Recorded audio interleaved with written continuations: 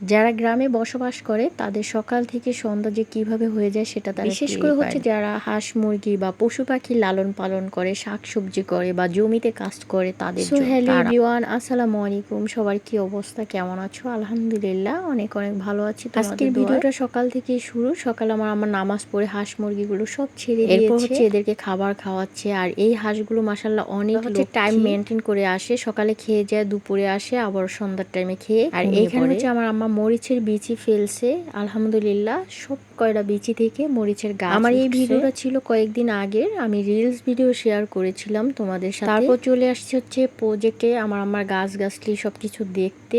তো এখানে হচ্ছে প্রজেক্টে প্রচুর মাছ মারা গিয়েছে, নৌকা দিয়ে মাছগুলো তুলতেছে, আর বাকি অনেকে মাছ তুলে উপরে ফেলে দিচ্ছে, অনেক মাছ মারা গিয়েছে। সকাল সকাল প্রজেক্টে আসছে, কিছু সবজি নিবে, সবজি বলতে মরিচ নিবে। তো এখানে মরিচ খুবই কম পরিমাণে, আমাদের নতুন বাড়িতে মরিচ দেখাইছিলাম যে অনেক পরিমাণে মাশাআল্লাহ মরিচ হয়েছে, এখানে একটু কম হয়েছে। এই মরিচগুলো অনেক পরিমাণে ঝাল, তো অল্প কিছু নিলে বা অল্প কিছুই তরকারিতে বা ডালে দিলে হয়ে যায়। প্রজেক্ট থেকে মরিচ তুলে আবার চলে আসছি নতুন বাড়িতে, এখান থেকে কিছুটা শাক নেবে, আজকে হচ্ছে শাক ভাজি করবে, এই জন্য হচ্ছে পুঁই শাক, লাউ শাক বা মিক্স করা কিছু শাক তুলে আমি বলেছিলাম যে আমাদের বছরে একদিন বা দুদিন, 2-4 দিন হয়তো বা সবজি কিনে খেতে হয়, তাছাড়া কিন্তু সারা বছর জুড়েই তাদের লাগানো সবজিগুলোই তারা খেয়ে থাকে। ফ্রেশ ফ্রেশ টাটকা টাটকা সবজি, এগুলো খাওয়ার স্বাদও কিন্তু অনেক মজা। শহরে টাকা হলে সবকিছুই ফ্রেশ ফ্রেশ পাওয়া যায়, তবে যেই এইগুলো রান্না করার যে একটা স্বাদ সেটা কিন্তু পাওয়া যায়। এই তো শাক আর মরিচ তুলে বাসায় চলে আসছি,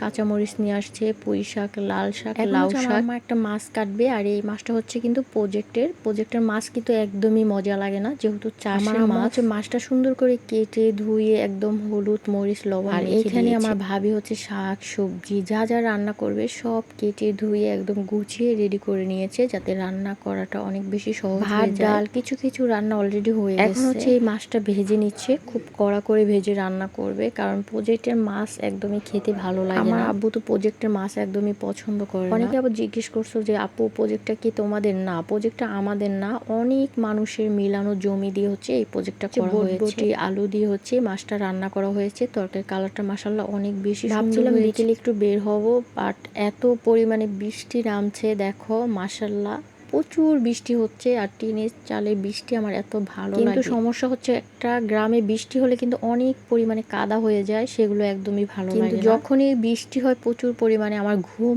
এত ভালো হয়, দিন হোক বা রাত হোক, আমার আলহামদুলিল্লাহ অনেক ঘুম হয়। প্রচুর বৃষ্টি হচ্ছে আর হাঁস দুটা কিভাবে গোসল করতেছে, আর এই হাঁস দুটো মাশাআল্লাহ এত লক্ষ্মী, ওরা এক জায়গাতেই বসে থাকে, খুব বেশি নড়াচড়া করে। তো আজকের ভিডিওটা এই পর্যন্তই, সবাই ভালো থাকো, আল্লাহ।